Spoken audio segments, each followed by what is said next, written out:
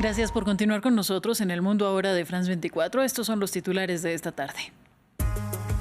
El presidente Donald Trump recibió en la Casa Blanca a su homólogo salvadoreño Nayib Bukele, con quien sostiene un acuerdo de deportación masiva al país centroamericano. El republicano le agradeció y prometió ayudar a construir más prisiones para retener a quienes su gobierno califica sin pruebas de criminales. Sin conclusiones, terminó la ronda de conversaciones en El Cairo por un alto el fuego en la Franja de Gaza. Sin embargo, un alto mando de Hamás aseguró que estarían dispuestos a liberar a todos los rehenes aún en el enclave, a cambio de que Israel se retire definitivamente del territorio y termine la guerra. Tenemos reporte. Y hay luto en la literatura por el fallecimiento del escritor peruano Mario Vargas Llosa. Líderes mundiales como Emmanuel Macron y Pedro Sánchez se han unido a las condolencias de los personajes de la cultura que recuerdan al autor de La ciudad y los perros. Tenemos análisis.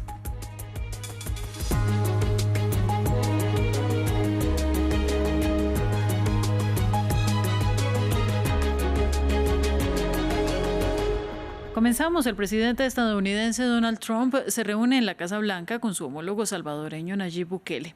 En la oficina oval le agradeció por aceptar en el SECOT a cientos de migrantes enviados desde el país norteamericano acusados de terrorismo, en medio de las crecientes dudas por la falta de pruebas criminales para las deportaciones. Trump criticó a sus antecesores demócratas, dijo que había gente estúpida al mando del país y que el manejo de la frontera fue un pecado que no será olvidado. Además, le prometió a Bukele ayudarle a construir más cárceles en El Salvador. Actualmente, un acuerdo de $6 millones del que no se conocen muchos detalles, ha permitido el uso de la prisión de máxima seguridad, el centro de confinamiento para el terrorismo SECOT, para albergar a supuestos miembros de las pandillas Tren de Aragua y la Mara Salvatrucha, expulsados de Estados Unidos.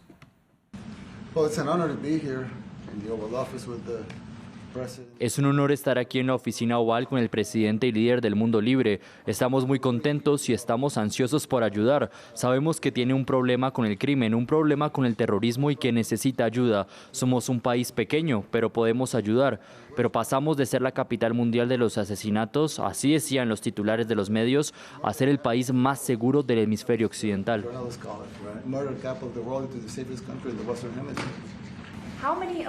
¿Cuántos delincuentes ilegales planea deportar a El Salvador? Y, presidente Bukele, ¿cuántos está dispuesto a sacar de Estados Unidos? Tantos como sea posible, y acabo de preguntarle al presidente, ya sabe, es este enorme complejo carcelario que construyó.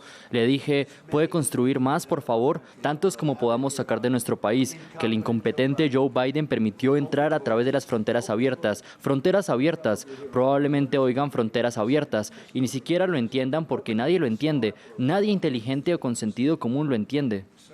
Por otro lado, la administración de Donald Trump se niega a facilitar el regreso del ciudadano Kilmar Abrego, originario de El Salvador y deportado por error hacia la prisión del SECOT. Cuando los periodistas preguntaron a Bukele sobre el tema, calificó de absurda la pregunta. Esto después de que abogados del Departamento de Justicia afirmaran que la jueza que ordenó su retorno al país no tenía injerencia en la política de relaciones exteriores. Asimismo, habló el secretario de Estado, Marco Rubio. No entiendo cuál es la confusión. Este individuo es un ciudadano de El Salvador. Él estaba ilegalmente en Estados Unidos y fue regresado a su país. Eso es lo que hacemos, regresar a la gente a su lugar de origen, excepto por Venezuela. Ellos rechazan aceptar a las personas. Le digo esto, señor presidente, la política exterior de Estados Unidos es dirigida por el presidente, no por una corte. Y ninguna corte en Estados Unidos tiene el derecho de dirigir la política exterior. Es así de simple. Fin de la historia. ¿Cómo puedo contrabandearlo? ¿Cómo puedo devolverlo a Estados Unidos? Es como si lo contrabandeara a Estados Unidos. Claro que no lo voy a hacer. La pregunta es absurda. ¿Cómo puedo contrabandear a un terrorista a Estados Unidos? No tengo la facultad de devolverlo a Estados Unidos. La Universidad de Harvard rechazó las exigencias de la administración de Donald Trump, que acusó al recinto de permitir el antisemitismo y amenazó con cortar $9.000 millones en financiación. El que es uno de los centros educativos más prestigiosos del mundo aseguró que no renunciará a su independencia ni a los derechos que le garantiza la Constitución. A principios de abril, el gobierno exigió a la dirección de la universidad el fin de los programas de diversidad, igualdad e inclusión y cambios en los que, según él, alimentan el acoso antisemita.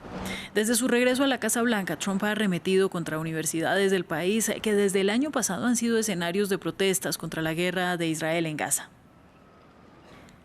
Vamos justamente a noticias de la guerra de Gaza. Sin resultados concluyentes, se finalizó en El Cairo la ronda de negociaciones para retomar un cese del fuego. Sin embargo, un miembro de la delegación de Hamás dijo que el grupo estaría dispuesto a liberar a todos los rehenes a cambio de que termine el conflicto y que se retire el ejército de Benjamín Netanyahu. La ampliación la tiene nuestro corresponsal para Israel y los territorios palestinos, Federico Cueva Barberena.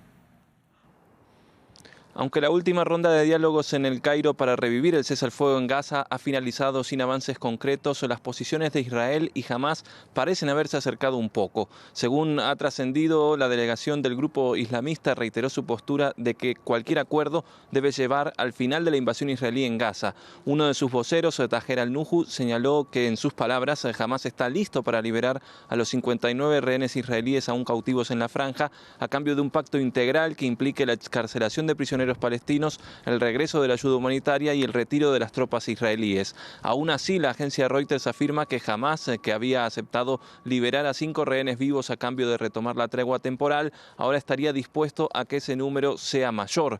De su lado, familiares de rehenes que mantuvieron una reunión con Benjamín Netanyahu confirmaron que el primer ministro israelí les dijo estar trabajando en un pacto para recuperar a 10 secuestrados vivos, ligeramente por debajo de los 11 que venía exigiendo Israel como parte de una propuesta presentada por Estados Unidos. De los diversos reportes de medios árabes e israelíes, se desprende que la última contraoferta ahora en la mesa implicaría retomar la tregua por 45 días, reanudar la entrada de ayuda humanitaria que Israel bloquea desde el 2 de marzo y entablar diálogos para un cese al fuego definitivo. Mientras estas discusiones se dilatan, Gaza no tiene respiro de los intensos ataques israelíes que han matado a 38 palestinos en las últimas 24 horas, según el informe que el Ministerio de Salud de la Franja entrega cada mediodía. Este lunes, los bombardeos israelíes impactaron con dureza en Ciudad de Gaza, matando a 6 personas en el barrio de Tufa y a otras 3 en Al-Shaf. También se registraron ataques aéreos y de artillería en Han Yunis, en el sur, con un muerto y varios heridos en la denominada zona humanitaria de Al-Mawasi, que de todas formas no está exenta de los bombardeos israelíes. Y en otros temas hay luto por el fallecimiento de Mario Vargas Llosa, Premio Nobel de Literatura, autor de más de 20 obras y una de las plumas más influyentes del boom latinoamericano en la segunda mitad del siglo XX. Vargas Llosa fue además una asidua voz política, defendiendo en una primera etapa de su vida una izquierda potente y pasando luego a ser reconocido por sus discursos a favor de la extrema derecha en América Latina. Vargas Llosa murió en Lima a los 89 años y hoy ha sido un día de luto nacional en Perú. Para hablar sobre su obra y polémicas, conectamos con el escritor y periodista colombiano Héctor Abad Faciolince. Gracias, Héctor, por este espacio. Gracias a ustedes. Pues comienzo preguntándote, Héctor, los legados son buenos y son malos. En eso consisten en la huella que dejan los personajes. ¿Cuál es el de quien sería este último grande del boom latinoamericano? Bueno, yo veo legados casi todos buenos de parte de él. El legado literario es increíblemente favorable. La gran mayoría de sus libros, de sus novelas, de sus ensayos son extraordinarios.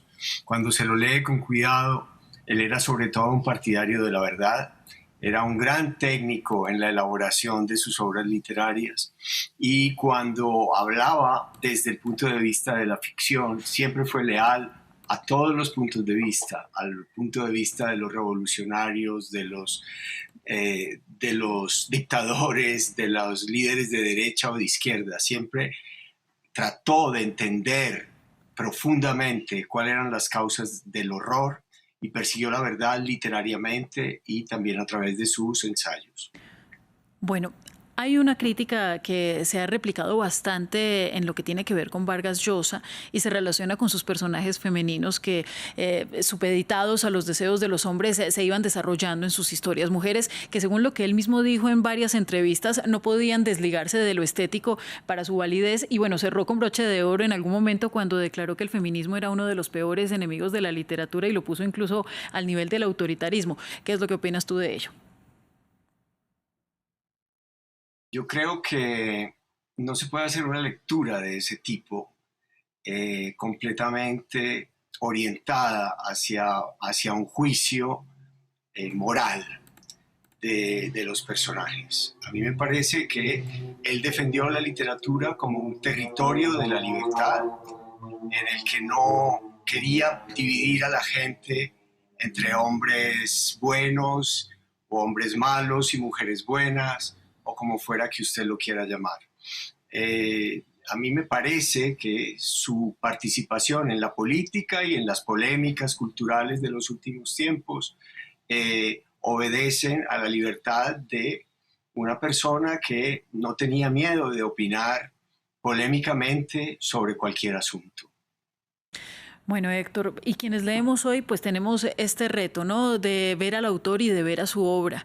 Más allá de ello, ¿cuáles serían para ti estas obras infaltables de Vargas Llosa para las personas que nos ven ahora y pues que no han tenido la oportunidad de explorar toda la literatura alrededor de este autor? Yo creo que él escribió obras completamente revolucionarias desde el punto de vista literario, desde su primera novela, La ciudad de los perros.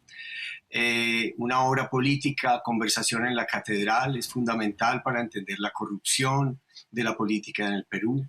Fue capaz de dibujar lealmente a personajes de la izquierda, al apasionamiento de los fanáticos de izquierda o de derecha, a los dictadores terribles de América Latina, como Trujillo en La fiesta del chivo.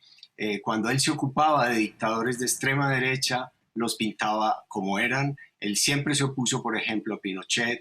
Y yo creo que esta manía reciente de hacerlo figurar siempre como una persona de extrema derecha desfigura lo que él realmente fue. Sí, lamentablemente él muchas veces, sobre todo al final de su vida, se orientó hacia gente impresentable. Por ejemplo, a mí, yo nunca estuve de acuerdo con que apoyara a Milei en la Argentina. Me parece lamentable, pero son cosas que también le ocurrieron a alguien como Borges, que se dejó condecorar por Pinochet, o le ocurrió a García Márquez, que permitió hasta el final de su vida ser amigo de García Márquez. A García Márquez de Fidel Castro. Yo diría que no podemos juzgar la obra de estos grandes escritores por sus posiciones políticas. Afortunadamente, Vargas Llosa no fue presidente del Perú y eso nos permitió tener una obra de él fundamental, hasta una de las últimas sobre Jacobo Arbenz en Guatemala, que fue depuesto por los Estados Unidos por una política estadounidense de intervención en América Latina. Y claramente Vargas Llosa se situó a favor de este socialdemócrata depuesto por un gobierno americano más parecido al actual de Donald Trump que a los gobiernos demócratas que ha tenido también Estados Unidos. Bueno, pues de paso muchas gracias por este extracto histórico que nos ayuda a enriquecer mucho la conversación. Y finalmente, pues yo te quiero preguntar, Héctor, ¿cuál fue su influencia puntual? Ese rasgo distintivo que nos deja Vargas Llosa frente a otros grandes del boom latinoamericano como Gabriel García Márquez o como Juan Rulfo. ¿Qué es lo que define, entre muchas cosas, a Vargas Llosa? Bueno, él fue ante todo una persona inmensamente generosa con los escritores de las nuevas generaciones. Él los leyó con cuidado. Escritores más jóvenes que él, como Javier Cercas, como Irene Vallejo, como yo mismo, le debemos a él una lectura generosa de nuestros libros, repetida. Él siempre fue curioso con las nuevas generaciones. Él escribió sobre los nuevos escritores y las nuevas escritoras de España y de América Latina de una manera absolutamente abierta, tolerante, cálida. Yo creo que sería muy triste pensar que Vargas Llosa solamente pueda ser recordado por lo que algunas preguntas se insinúan que él era, como si fuera un fanático. Él era un liberal que se opuso a la izquierda radical, pero porque defendía la verdad y la libertad. Y precisamente recibió tantos ataques de la extrema izquierda que eso probablemente fue lo que lo llevó también a cometer errores políticos al alinearse con cierta gente de la extrema derecha. Eso pues yo lo puedo lamentar, como lo lamentan muchas otras personas, pero creo que es muy explicable. Bueno, pues muchísimas gracias. Es Héctor Abad, periodista y también escritor colombiano. Gracias por el análisis, gracias por el tiempo y que sea esta una invitación para seguir leyendo. Feliz tarde. Eso es lo más importante. Muy bien, llegamos así al final de este informativo. Sigan en France 24 y en france24.com. Buenas tardes.